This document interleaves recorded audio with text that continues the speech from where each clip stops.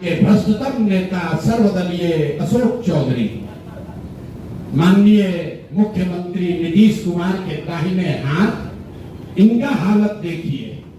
ये तो आदमी पूरे बिहार में रिकॉर्ड बना दिया भ्रष्टाचार का। हम लोग अभी तक सुनते आए हैं कि लालू जी बेनामी प्रॉपर्टी खरीदते थे, अब इनका देखिए बेनामी प्रॉपर्टी का हालत। हम लोग के पास जो पेपर है उसके मुताबिक करीब करीब 200 करोड़ रुपए की जमीन खरीदी गई है इनके द्वारा, अशोक चौधरी और इनके परिवार के द्वारा। और ट्रस्ट में जियालाल आर्या के साथ साथ एक महिला भी है जिसको लोग बता रहे हैं कि अभी के मुख्य सचिव प्रत्यय अमृत की माता जी हैं। ये भाई साहब पिछले 2 वर्ष में 200 करोड़ रुपया से ज्यादा का संपत्ति, 200 करोड़ रुपए से ज्यादा का संपत्ति अपने पत्नी, अपने बेटी, अपने समगम, उनसे जुड़ा हुआ एक ट्रस्ट, मानव वैभव विकास ट्रस्ट, इसके माध्यम से इन्होंने जमीन खरीदी है करीब 200 करोड़ रुपए का। प्रशांत किशोर ने बड़ा धमाका करते हुए नया खुलासा किया कि बिहार सरकार के भवन निर्माण मंत्री और जदयू के नेता अशोक चौधरी ने बेनामी जमीन खरीदकर 200 करोड़ की संपत्ति बनाई, जो कि भ्रष्टाचार का एक रिकॉर्ड है। इसलिए कि आप लोग कहते हैं कि भैया रोज रोज करेंगे तो कहेगा भाई रोज पत्रकारिता कर रहे हैं। इतना चोर है यहाँ, इतना दस्तावेज आ गया है कि कई बार सोचे हैं कि चारों को कर दिया जाए। जो 4 यहाँ के शीर्षस्थ नेता हैं एनडीए के, दिलीप जायसवाल, मंगल पांडे, सम्राट चौधरी, अब आ जाइए यहाँ के भ्रष्टतम नेता सर्वदलीय अशोक चौधरी, माननीय मुख्यमंत्री नीतीश कुमार के दाहिने हाथ, इनका हालत देखिए। ये तो आदमी पूरे बिहार में रिकॉर्ड बना दिया भ्रष्टाचार का। हम लोग अभी तक सुनते आए हैं कि लालू जी बेनामी प्रॉपर्टी खरीदते थे, अब इनका देखिए बेनामी प्रॉपर्टी का हालत। ये दस्तावेज इतना है कि जैसा मुन्ना जी बता रहे हैं कि समेटते समेटते हम लोग थक गए हैं कि भाई कितना भेजो। हमने अब कह दिया और जमीन का कागज मत भेजो। भाई साहब के एक पीए हैं, पीए थे दत्त साहब, योगेंद्र दत्त, नाम याद रखिए। अशोक चौधरी के पीए योगेंद्र दत्त 2019 में अशोक चौधरी जी ने 34 लाख रुपया में योगेंद्र दत्त के नाम पर विक्रम में 1 एकड़ जमीन, करीब 1 एकड़ जमीन, 0.7 एकड़, 23 कट्ठा जमीन इन्होंने खरीदा। 76 डिसमिल जमीन है जो 23-23 कट्ठा होता है, करीब 0.7 एकड़। विक्रम में 34 लाख में जमीन खरीदा गया योगेंद्र दत्त के नाम पर, जो उस समय अशोक चौधरी के पीए थे। अब सुनिए इसमें कहानी। 2 वर्ष के बाद दत्त साहब ने वो जमीन ट्रांसफर रजिस्ट्री कर दिया अशोक चौधरी के बेटी और अभी के सांसद सांभवी चौधरी के नाम पर 34 लाख रुपया में। इसका डीड है, ये डीड आपको जारी करेंगे, आप देख लीजिएगा।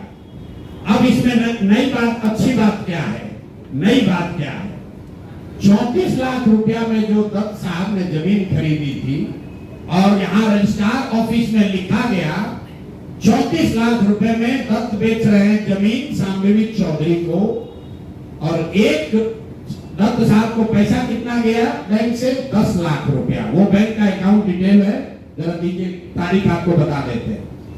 2 साल के बाद जो जमीन अशोक चौधरी ने अपने पीए के नाम पर खरीदी थी, वही जमीन वापस 2 वर्ष के बाद अपने बेटी के नाम पर लिखवा लिया, और 34 लाख के रुपए के जमीन के एवज में अशोक चौधरी ने दत्त साहब को 10 लाख रुपया बैंक से भेजा।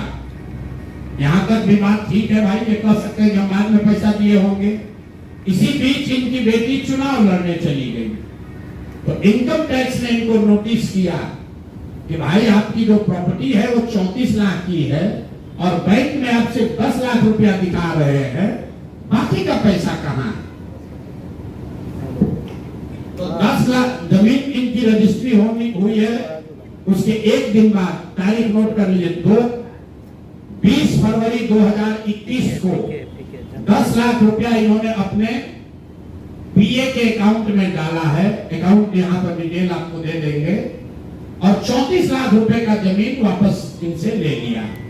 जब इनकम टैक्स ने नोटिस रेज किया कि जमीन है 34 लाख का और अकाउंट में सिर्फ 10 लाख रुपया ही दिख रहा है, तो 4 बरस के बाद 27 अप्रैल 2025 को जमीन लिखवाया है 2021 में। इनका क्रेडिबिलिटी देखिए, जमीन रजिस्ट्रार ने लिख दिया। आप हम जाते हैं उसको खड़ा करके पूछता है भैया कहां है रुपया, कहां दिए?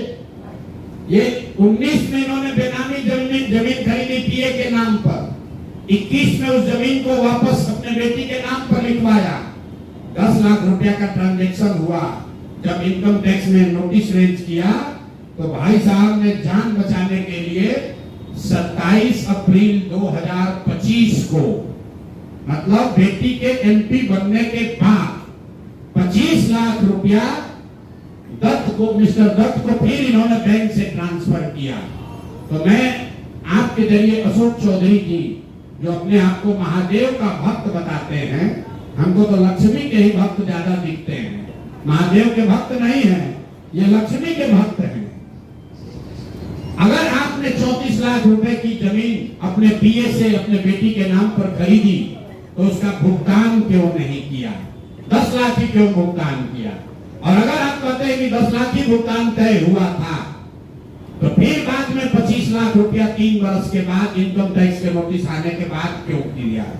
अब आपको हम एक छोटा सा केस बता रहे हैं, इसका वैल्यू 34 लाख है, लेकिन आपको ये इसलिए बता रहे हैं कि इनका मोडस ऑपरेंडी क्या है, क्योंकि उसके बाद अब जो आपको बताएंगे, ये भाई साहब पिछले 2 वर्ष में 200 करोड़ रुपया से ज्यादा का संपत्ति, 200 करोड़ रुपए से ज्यादा का संपत्ति अपने पत्नी, अपने बेटी, अपने संगम, उनसे जुड़ा हुआ एक ट्रस्ट, मानव वैभव विकास ट्रस्ट, इसके माध्यम से इन्होंने जमीन खरीदी है करीब 200 करोड़ रुपए का।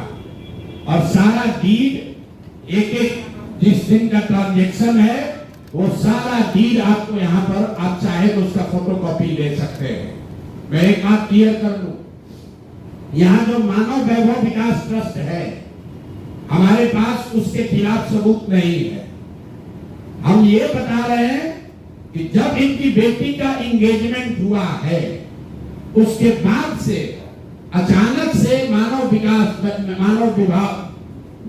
वैभव ट्रस्ट जो है, जो कुणाल साहब के परिवार से जुड़ा हुआ ट्रस्ट है, और उसमें यहाँ के बड़े कुछ पदाधिकारी भी हैं, जियालाल आर्य बहुत ईमानदार व्यक्ति हैं, वो भी ट्रस्टी हैं।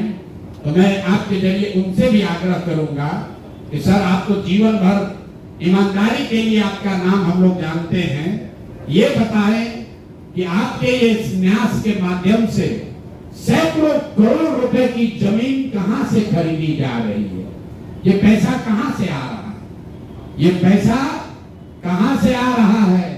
क्योंकि इस ट्रस्ट के ट्रस्टी जो कुणाल साहब की पत्नी हैं, उनके बेटे हैं, इनमें और अशोक चौधरी के पत्नी के बीच में डेली का बैंकिंग ट्रांजैक्शन का रिकॉर्ड हम लोग के पास है। तो मैं अभी से इतना ही आपको बता रहा हूं कि पिछले 2 वर्षों में जब अशोक चौधरी की बेटी की सगाई हो गई, तो सगाई से शादी के बीच में 38 करोड़ रुपए की जमीन पटना में खरीदी गई है। टोटल 38 करोड़ 44 लाख 40 हजार इतने रुपए का तो चेक से पेमेंट हुआ है। चेक से पेमेंट हुआ है 38 करोड़ 44 लाख 40 हजार। 12/5/2022 को पहली जमीन ली गई 3 करोड़ 40 लाख 30 हजार में। 12/5 2022 को एक दूसरी जमीन ली गई जिसकी कीमत है 8,89,70,000। 8 दिन के बाद 20 मई 2022 को फिर एक तीसरी जमीन ली गई जिसका वैल्यू है 3,44,41,000। फिर 2 महीने के बाद 14 अप्रैल 2022 को जमीन खरीदी गई 7,20,00,000 का। फिर 4 दिन के बाद 18 जुलाई 2022 को जमीन खरीदा गया 15,50,00,000 का। और ये सारी जमीन इंगेजमेंट और शादी के बीच के डेट है, इतना ही आपको बता रहे हैं। और ये सारी जमीन का मालिकाना हक अशोक चौधरी की पत्नी या सायन कुणाल, उनकी माताजी अनीता कुणाल या उनसे जुड़ा हुआ जो ट्रस्ट है उसके नाम पर है। तो भाई इस ट्रस्ट में 1 करोड़ की जमीन भी नहीं खरीदी जा रही थी। जैसे ही इनका बेटी से एंगेजमेंट हुआ उस ट्रस्ट से सैकड़ों करोड़ रुपए की जमीन खरीदी जा रही है। तो ये पब्लिक इंटरेस्ट में है कि ट्रस्ट से जुड़े हुए लोग ये आपको बताएं कि आखिर इतना पैसा उस ट्रस्ट में न्यास में आ कहां से रहा, और अशोक चौधरी जी या उनकी पत्नी जो उस न्यास में मेंबर नहीं हैं, उनसे इनका सीधा क्या संबंध है। हम लोग के पास जो पेपर है उसके मुताबिक करीब करीब 200 करोड़ रुपए की जमीन खरीदी गई है इनके द्वारा, अशोक चौधरी और इनके परिवार के द्वारा।